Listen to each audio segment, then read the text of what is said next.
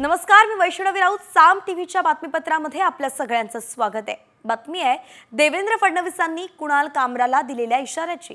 स्वातंत्र्याचा स्वैराचार करता येणार नाही असं मुख्यमंत्री देवेंद्र फडणवीसांनी कुणाल कामराला ठणकावून सांगितलंय. कोण गद्दार आणि कोण खुद्दार हे जनतेनं दाखवून दिलं असंही ते म्हणाले. ज्येष्ठ नेत्याचा अपमान सहन करणार नाही असा थेट इशाराही कुणाल कामराला त्यांनी दिलाय. शिवाय कायदेशीर कारवाई करण्याचा इशाराही दिला आहे.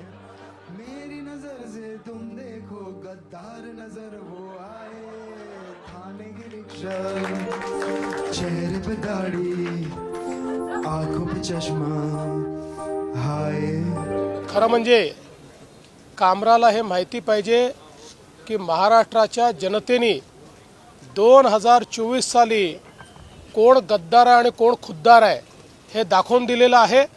अशा प्रकारे खालच्या दर्जाची कॉमेडी करून आणि राज्यातल्या माजी मुख्यमंत्री, आताचे उपमुख्यमंत्री, राज्यातले वरिष्ठ नेते ज्यांच्याबद्दल राज्यातल्या जनतेमध्ये आदर आहे त्यांच्याबद्दल अशा प्रकारचा अनादर करण्याचा कोणालाही अधिकार नाही. हे अत्यंत चुकीचं आहे. तुम्ही जरूर कॉमेडी करा, तुम्ही व्यंग करा, पण जर अपमानित करण्याचं काम जर कोणी करेल तर हे सहन केलं जाणार नाही. हे अतिशय चुकीचं आहे. कामरांनी माफी मागितली पाहिजे आणि ते जे संविधानाचं पुस्तक दाखवत आहेत त्यांनी जर संविधान वाचलं असेल किंवा संविधानाची त्यांना जर माहिती असेल तर संविधानानेच सांगितलेलं आहे की स्वातंत्र्याचा स्वैराचार करता येणार नाही, दुसऱ्याच्या स्वातंत्र्यावर तुम्हाला अतिक्रमण करता येणार नाही. आणि म्हणून आमची मागणी आहे की त्यांनी या ठिकाणी माफी मागितली पाहिजे. एकंदरीतच पाहिलं तर कुणाल कामराच्या गाण्यावरून नव्या वादाला तोंड फुटलंय. टीका सहन करता आली पाहिजे असं काँग्रेस नेते विजय वडेट्टीवार म्हणालेत, तर टीकेनं उंची कमी होत नाही अशी प्रतिक्रिया रोहित पवारांनी दिली आहे. अशा प्रकारची टीका सहन करायची प्रत्येक नेत्यांनी तयारी ठेवली पाहिजे. काय वाईट बोललेत, त्यामध्ये कुठली कोचक टीका होती? केवळ अशा याच्यामध्ये सरकारच जर कायदा हातात घेत असेल, सरकार म्हणून जर कायदा पायमल्ली तोडत असेल, अरे संविधानाने सगळ्यांना बोलण्याचा, टीका करण्याचा अधिकारच आहे. ती टीका खालच्या पातळीवर असू नये. एकही शब्द त्यामध्ये कोणाला दुखावेल अशा प्रकारचा नव्हता. जी वस्तुस्थिती आहे त्याच्यावर त्यांनी मांडलेली टीका केलेली आहे. असे काही कलाकार असतात ज्या व्यंगात्मक टीका नाही तर व्यंगात्मक त्या ठिकाणी त्या काय गोष्टी केल्या जातात त्या कुठंतरी मजेत नाही तर लाईट मोडमध्ये त्या स्वीकारल्या पण गेल्या पाहिजे. पण माझं एक मत आहे की असं एखाद्या कलाकाराने व्यंगात्मक टीका केल्यामुळे एकनाथ शिंदे साहेबांची उंची कमी होत नाही. ते मोठे नेते आहेत, ते मोठे नेते राहणार आहेत. तर टीका सहन करावी असंच विरोधक म्हणताय. मात्र दुसरीकडे एकनाथ शिंदेंबाबत कुणी चुकीचं बोलत असेल तर शिवसेना गप्प बसणार नाही असा इशारा परिवहन मंत्री आणि शिंदे सेनेचे नेते प्रताप सरनाईक यांनी दिला. कुणाल कामराचा शो सुरू असलेला स्टुडिओ अनधिकृत असून त्यावरती कारवाई करा अशी मागणीही त्यांनी केली आहे.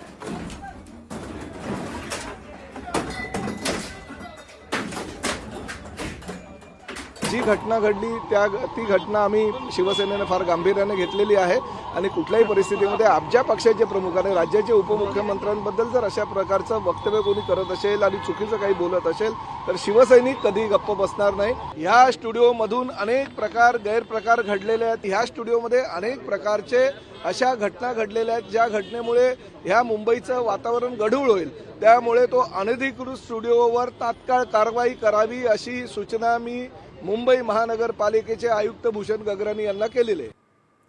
कुणाल कामरानं हा शो ज्या ठिकाणी केला होता तो स्टुडिओ आता बंद करण्यात येणार आहे. आपण बोलतोय हॅबिटेट स्टुडिओ संदर्भात. तर स्टुडिओनं त्यासाठी एक निवेदन सुद्धा दिलेलं आहे. स्वतःला आणि आपल्या मालमत्तेला धोक्यात न घालता मुक्त अभिव्यक्तीसाठी आणखी चांगला व्यासपीठ प्रदान करण्याचा प्रयत्न करू. तोपर्यंत स्टुडिओ बंद राहील असं निवेदनात म्हटलंय. विळख्यामध्ये हा कामरा अडकलेला. अध्यक्ष महाराज, माझी सभागृहाला विनंती आहे, अशा प्रकारचे छळणारे लोक आपल्याला सुद्धा असतात. त्यामुळे कडक कायदा अशा बाबतीमध्ये आज इथून गृहमंत्री या ठिकाणी हजर आहेत. मी गृहमंत्री महोदयाला विनंती करणार आहे, आत्ताच्या आता इथूनच माननीय अध्यक्ष साहेब आपण निर्देश द्यावेत त्यांना की अशा या सारख्या डोक्याच्या माणसाला त्वरित अटक या ठिकाणी केली पाहिजे. अध्यक्ष महाराज, ही माझी पहिली मागणी या ठिकाणी असते. अध्यक्ष महाराज, जो आमच्या संस्कृतीवर घाला घालतो, जो आम्हाला निश्चितपणे आमच्या देवदेवताचा अपमान करतो, जो कोर्टाचा अपमान करतो, जो माननीय पंतप्रधानांचा अपमान करतो, या सर्व लोकांचा अध्यक्ष महोदय याच्यावर कडक कारवाई होणं गरजेचे. अध्यक्ष महोदय, त्यामुळे आपण आता या ठिकाणी निर्देश दिले पाहिजे अध्यक्ष महाराज गृहमंत्री महोदयांना की तातडीनं आत्ताच्या आत्ता एक IPS दर्जाचा वरिष्ठ दर्जाचा अधिकारी यांच्या आदेशाखाली चौकशी करून कामराला अटक केली पाहिजे. अध्यक्ष महाराज, ही विनंती मी या ठिकाणी करतो. अध्यक्ष महाराज, कामराच्या या सडक्या याचा निषेध व्यक्त करतो. अध्यक्ष महाराज, आपण बोला. सभागृहातल्या सन्माननीय अध्यक्ष महाराज, त्यांचा ऐकून घ्या पहिली. सन्माननीय अध्यक्ष महाराज, सन्माननीय अभिमन्यू पवार, तुम्ही पाठीचा पहिली.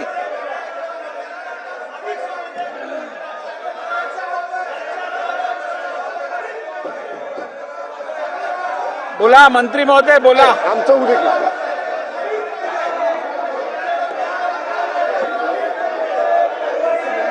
आम्ही मागणी करतो पुढच्या विषयात. बोला. सन्माननीय अध्यक्ष महाराज, सन्माननीय अध्यक्ष महाराज, सन्माननीय सदस्य अर्जुनराव खोतकर यांनी जो या ठिकाणी तो कोण कुणाल कामरा नावाचा व्यक्ती आहे, हे वाजवू नका, त्याच्या संदर्भामध्ये त्यानं त्यानं गाणं केलं, जे काही त्याचं वक्तव्य केलं, या संदर्भातल्या या सभागृहातल्या सदस्यांच्या तीव्र भावना वाजू नका या महाराष्ट्रातल्या जनतेच्या वतीनं या सर्वोच्च सभागृहामध्ये आपल्या समोर मांडलेल्या आहेत. या सगळ्या भावनांच्याशी आम्ही सगळेजण सहमत आहोत. सन्माननीय अध्यक्ष महाराज, हा जो कुणी कामरा आहे हा केवळ राज्याचे विद्यमान उपमुख्यमंत्री आदरणीय एकनाथजी शिंदे साहेबांच्यावरच बोललाय असं नाही, तर त्यांनी माननीय पंतप्रधान नरेंद्र मोदी साहेबांच्यावर आक्षेपार्ह अशा पद्धतीची वक्तव्य केलेली आहे. हा कामरा यानं सुप्रीम कोर्टाबाबतीत सुद्धा अत्यंत खालच्या दर्जाची अशा पद्धतीची वक्तव्य केलेली आहेत. म्हणजे हा जर अशा प्रकारे समाजामध्ये तेढ निर्माण करणारी वक्तव्य करण्याची त्याची मानसिकता असेल आणि जाणीवपूर्वक स्वतःला कोणतरी मोठा समजण्याचा प्रयत्न अशा पद्धतीनं हा जर कामरा कोण महाराष्ट्रामध्ये करत असेल, मला काय ऐकू येत नाहीये. बसा. सभागृहाची बैठक 5 मिनिटांसाठी तहकूब केली जात आहे.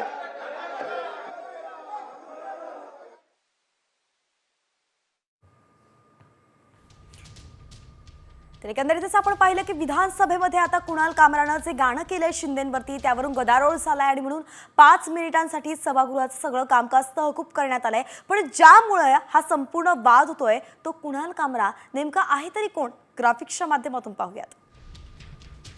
तर प्रसिद्ध स्टँडअप कॉमेडियन आहे कुणाल कामरा, ज्याने 2013 मध्ये पदार्पण केलं होतं या क्षेत्रात. जाहिरात क्षेत्रातून त्याने आपल्या करिअरची सुरुवात केली होती. सरकार, राजकारणी आणि प्रसिद्ध व्यक्तींवरती तो आपल्या कॉमेडीतून टीका करत असतो. 2020 मध्ये सुप्रीम कोर्टावरती टीका केल्यानं अवमानाचा खटलाही त्याच्यावरती चालवण्यात आला होता. तर अर्णब गोस्वामींसोबत विमानात वाद झाला होता आणि त्यानंतर विमान कंपन्यांकडून त्याला प्रवास बंदी सुद्धा लावण्यात आली होती. असाच वादग्रस्त पार्श्वभूमी असलेला कुणाल कामरा आता पुन्हा एकदा नवीन वादात अडकण्याची शक्यता वर्तवली जाते. आणि यानंतर आता आपण वळतोय न्यूज पॉइंट 20 कडे. राज्यभरातील राजकीय बातम्यांचा वेगवान आढावा घेऊयात. नांदेड दौऱ्यादरम्यान उपमुख्यमंत्री अजित पवारांनी शेरो शायरी करत मुस्लिम बांधवांना रमजानच्या शुभेच्छा दिल्यात. रमजानचा पवित्र महिना तुमच्या आयुष्यात सुख, शांती आणि समृद्धी आणो अशा सदिच्छाही पवारांनी व्यक्त केल्या. इस पाक रमजान महीने की ढेर सारी पहले मैं शुभकामनाएं देना चाहता हूँ. राष्ट्रवादी कांग्रेस पार्टी द्वारा पार्टी में उपस्थित आप सभी को मैं तहे दिल से रायगडावरील वाघ्या कुत्र्या हटवण्याचा वाद आता पेटलेला आहे. औरंगजेब आणि वाघ्या कुत्र्याचा विषय हा जुना झालाय. जुने विषय आता बाहेर काढून अर्थ नाही असं स्पष्ट मत अजित पवारांनी व्यक्त केलंय.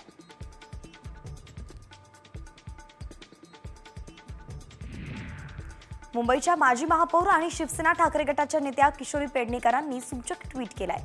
समजायला उशीर झाला पण मोठा अनुभव मिळाला, लेट कळालं पण परफेक्ट कळालं असं ट्विट पेडणेकरांनी केलंय. पेडणेकरांचा रुख नेमकं कुणाकडे याची चर्चा आता सुरू झाली आहे. सिंधुदुर्गात ग्रंथोत्सव कार्यक्रमादरम्यान पालकमंत्री नितेश राणे चांगलेच भडकल्याचं पाहायला मिळालं. जिल्हाधिकाऱ्यांना या कार्यक्रमाची पूर्वी कल्पना का दिली नाही असा सवालही नितेश राणेंनी उपस्थित केला.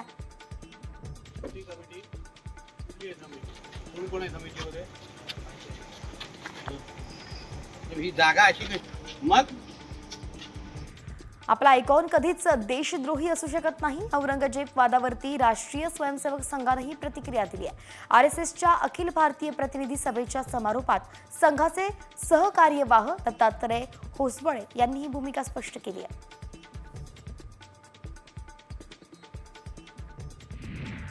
जळगाव एसटी विभागाच्या बहुतांश बसच्या खिडक्या तुटल्या आहेत, सीटही फाटलाय ही अवस्था आहे. त्यामुळे आता एसटी विभागाच्या तब्बल 450 बसेस भंगारात जाणार आहेत. नवीन बस लवकर न मिळाल्यास प्रवाशांवरती मोठा परिणाम होण्याची शक्यता वर्तवली जाते. दर वर्षाला सुमारे 100 ते 150 बसेस कमी होणार आहेत. ठाणे रायगडमधून थेट भीमाशंकरला जाता येणार आहे. कर्जत मुरबाड तालुक्याच्या सीमेवरती असलेल्या बलिवारे गावापासून रोपवे केला जाणार आहे आणि यामुळे ठाणे तसंच रायगड जिल्ह्यातील पर्यटकांना भीमाशंकर गाठणंही सोपं होईल. केंद्र शासनाच्या पर्वतमाला योजनेअंतर्गत भीमाशंकर रोपवेला मान्यता देण्यात आली आहे. नागपूर दंगल प्रकरणातील आरोपी फहीम खानच्या अनधिकृत घरावरती महापालिकेनं हातोडा टाकलाय. JCBच्या मदतीनं अनधिकृत बांधकाम पाडण्यात आलंय. कडेकोट बंदोबस्तात ही कारवाई करण्यात आली. यशोधरा नगरमधील संजय बाग कॉलनीमध्ये फहीम खानचं अनधिकृत घर आहे. मुंबईमध्ये पावसाळ्यापूर्वी होणाऱ्या नालेसफाईमध्ये आता AI तंत्रज्ञानाचा वापर होणार आहे. यामुळे नालेसफाई अधिक प्रभावीपणे होईल असा दावाच मुंबई महानगरपालिकेनं केलाय. 25 मार्चपासून नालेसफाईच्या कामाला सुरुवात होणार आहे, तर प्रत्यक्ष कार्यस्थळी अभियंत्यांची उपस्थिती अनिवार्य आहे. दादरच्या शिवाजी पार्क मैदानात धूळ नियंत्रणासाठीच गवताची लागवड करण्यात येणार आहे. महाराष्ट्र प्रदूषण नियंत्रण मंडळानं हा निर्णय घेतलाय. पावसाळ्यापूर्वी क्रिकेट खेळपट्ट्यांचं क्षेत्र वगळता संपूर्ण मैदानात पूर्ण प्रमाणात गवताची लागवड करण्यात येणार आहे.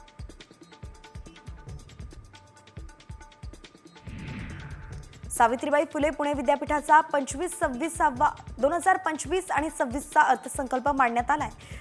चालू वर्षासाठी एकूण 566 कोटी रुपये जमा झाले, तर 648 कोटी रुपये खर्च झाले. यंदाच्या अर्थसंकल्पात 82 कोटी रुपयांची तूटही दाखवण्यात आली आहे, तर गेल्या वर्षीच्या तुलनेत 17 कोटी रुपयांची तूट कमी झाली आहे. मुंबईच्या JJ रुग्णालयातून एका महिला आरोपीनं पळून जाण्याचा प्रयत्न केला, पण पोलिसांच्या सतर्कतेमुळे महिला आरोपीचा प्लॅन फसला. सोनिया साकेत असे या महिलेचं नाव असून गेल्या वर्षी पनवेलमधील हत्येप्रकरणी या महिलेला अटक करण्यात आली होती. पुण्यात अभिनेता आमिर खाननं सरपंच संतोष देशमुख यांच्या मुलाची भेट घेतली आहे. पुण्यात पाणी फाउंडेशनच्या कार्यक्रमात त्यानं विराज देशमुखचं सांत्वन सुद्धा केलंय.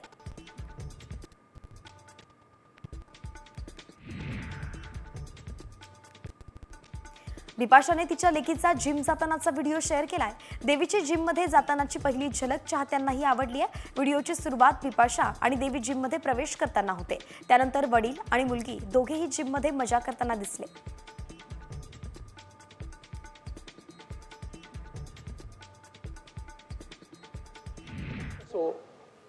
किंवा न्याय व्यवस्था असो, यांच्या संदर्भात अत्यंत खालच्या दर्जाचं बोलणं, न्याय व्यवस्थेवर विश्वास राहणार नाही अशा प्रकारचं बोलणं याची कार्यपद्धती आहे.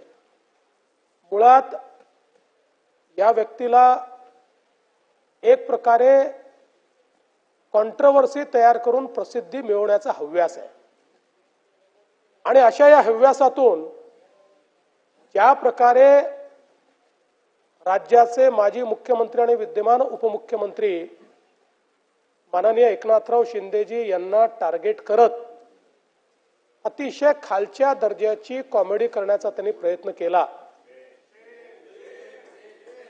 खरं म्हणजे या कामराला हे माहिती पाहिजे की 2024च्या निवडणुकीने जनतेनेच हे ठरवून दिलं कोण खुद्दार आहे आणि कोण गद्दार आहे. हा काय महाराष्ट्राच्या जनतेपेक्षा मोठा आहे का? महाराष्ट्राच्या जनतेने हे दाखवून दिलं की हिंदुहृदय सम्राट शिवसेना प्रमुख बाळासाहेब ठाकरे यांचा विचारांचा वारसा कोणाकडे आहे आणि तो वारसा एकनाथराव शिंदेजी यांच्या नेतृत्वात शिवसेनेला त्यांनी दिला. आणि त्यानंतर अशा प्रकारे सुपारी घेऊन जर कोणी काम करत असेल, मला आश्चर्य वाटतं की तुमचे माझे मतभेद असू शकतात, राजकीय मतभेदही असू शकतात, पण राज्यातल्या एखाद्या उच्चपदस्थ नेत्याबद्दल, ज्या नेत्याबद्दल राज्यातल्या जनतेमध्ये आदरभाव आहे, अशा नेत्याबद्दल इतक्या खालच्या दर्जाला जाऊन कोणीतरी बोलतो आणि त्या ठिकाणी आमच्या समोरच्या बाकावरचे काही लोक हे तात्काळ त्याच्या समर्थनार्थ उभे राहतात. लगेच एकाचं ट्विट येतं, दुसऱ्याचा क्लिप येते, चौथ्याची क्लिप येते. हे काय कामराशी ठरवून चाललेलं आहे का कामराला तुम्ही सुपारी दिली आहे असा प्रश्न विचारण्याची वेळ या ठिकाणी आलेली आहे. आणि अशा प्रकारे मला तर आश्चर्य वाटतं की हा कामरा ते राहुल गांधी छोटं एक लाल संविधान घेऊन फिरतात, त्या संविधानासहित त्यांनी स्वतःचा फोटो ट्विट केलाय. तरी संविधान जर त्यांनी वाचलं असतं ना तर अशा प्रकारचा स्वैराचार केला नसता. संविधानाने प्रत्येकाला अभिव्यक्तीचं स्वातंत्र्य दिलंय. हे स्वातंत्र्य अबाधित आहे, हे अमर्याद आहे. तथापि त्याची मर्यादा काय आहे तर ज्या क्षणी तुम्ही दुसऱ्याच्या स्वातंत्र्यावर घाला घालता त्या क्षणी तुमचं स्वातंत्र्य त्या ठिकाणी मर्यादित होतं. ही मर्यादा ठरलेली आहे त्याची. आणि म्हणून तुम्हाला कोणाला अशा प्रकारे अपमानित करण्याचा अधिकार नाही आहे. ज्या प्रकारे त्यांनी हे अपमानजनक शब्द वापरले आहेत त्यांनी करावी ना, माझ्यावर करावी, शिंदे साहेबांवर करावी, आमच्यावर कविता करावी, आमच्यावर राजकीय व्यंग्य करावं, आम्ही टाळ्या वाजवून दाद देऊ. पण अशा प्रकारे सुपाऱ्या घेऊन घेऊन या ठिकाणी जर कोणी अपमानित करत असेल तर त्यांच्यावर कारवाई केलीच जाईल. सोडण्याचं कारण नाही आहे. आणि मग मी सगळ्यांना सांगतो, छात्या बडवू नका. अभिव्यक्तीचं स्वातंत्र्य चाललंय, संविधानाच्या विरोधात चाललाय, हे छाता बडवणाऱ्यांना मी स्पष्टपणे सांगू इच्छितो, या गोष्टी या महाराष्ट्रात आम्ही सहन करणार नाही. काहीही झालं तरी देखील अशा प्रकारे विनाकारण प्रसिद्धी मिळवण्याकरता सुपाऱ्या घेऊन घेऊन बोलणारे हे जे लोक आहेत यांना कुठेतरी धडा शिकवावाच लागेल. महाराष्ट्राचं मानसिक स्वास्थ्य खराब करण्याचं काम ही मंडळी करतायत. मी पुन्हा एकदा सांगतो, स्टँडअप कॉमेडी आम्हाला आवडते, आम्ही स्टँडअप कॉमेडी पाहणारे लोक आहोत, त्याला दाद देणारे लोक आहोत. पण त्याच्या नावाखाली जसं मध्यंतरीच्या काळामध्ये त्या अलाहाबादियांनी ज्या प्रकारचं स्टेटमेंट दिलं रणवीर अलाहाबादियांनी, हे असल्या गोष्टी आम्ही सहन करणार आहोत. आई वडिलांच्या संदर्भात इतकं घाणेरडं घृणास्पद अशा प्रकारचं स्टेटमेंट हे लोक देतील आणि कुठल्या तरी OTT प्लॅटफॉर्मच्या माध्यमातून असल्या गोष्टी चालवतील. म्हणून मी सांगितलं, स्वातंत्र्याचा स्वैराचार झाला आणि आपण जर चूप बसलो तर आपल्या पुढच्या पिढ्या आपल्याला माफ करणार नाही. हा स्वैराचार होऊच द्यायचा नाही. आणि म्हणून या संदर्भात निश्चितपणे जी काही कायदेशीर कारवाई, कडक कायदेशीर कारवाई करता येईल ती कारवाई केलीच जाईल. त्यामध्ये कुठल्याही परिस्थितीमध्ये कोणीही कितीही दबाव आणला आणि किती हे जे काही लेफ्ट लिबरल आता विचार तयार झालेले आहेत, त्याला अर्बन नक्षल म्हणा, लेफ्ट लिबरल म्हणा, हे सारखेच आहेत की ज्यांचा उद्देश एकच आहे की समाजातल्या मानकांना अपमानित करणं, देशातल्या संस्थांना अपमानित करणं, देशांच्या इन्स्टिट्यूशनवरनं लोकांचा विश्वास उठला पाहिजे अशा प्रकारची वक्तव्य देणं, अशा प्रकारचं काम करणारे हे जे लोक आहेत यांना कुठल्याही परिस्थितीत सोडता कामा नये. आणि म्हणून या संदर्भात मी सभागृहाला आश्वस्त करतो, कठोरात कठोर कारवाई ही निश्चितपणे केली जाईल. पुढे घ्या.